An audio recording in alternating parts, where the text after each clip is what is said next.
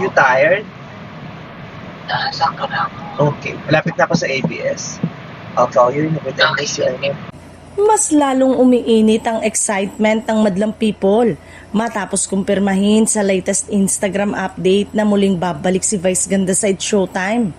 Sa kanyang post, makikita ang kabogable star sa loob ng studio habang may caption na "Papasok na ako", na agad nagpasiklab ng kasiyahan sa social media. Ilang minuto lang ang lumipas, nagtrending na ang kanyang pangalan at bumuhos ang reaksyon ng mga fans. Marami ang nagsabing matagal nilang hinihintay ang muling pagharap ni Vice sa noontime stage, lalo na't siya ay isa sa mga pangunahing bumubuo ng saya at energy ng programa. Para sa kanila, hindi kumpleto ang tanghali kung wala ang kanyang presensya. May ilan ding fans na nagsabi na tila mas espesyal ang pagbabalik na ito dahil sabik na rin ang buong cast at audience sa kanyang signature banter at comedic timing na naging tatak ng show.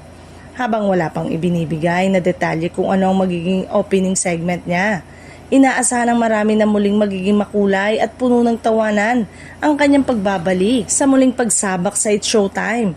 Mas masayang episode, asahan ng panibagong energy na dala ng ang kabogable star para sa buong madlang people. Maalalang ilang linggo ding nawala sa programa si Vice, kaya naman ngayon pa lang ay abang-abang na ang madlang people sa bonggang pa-welcome para sa ang kabogable star.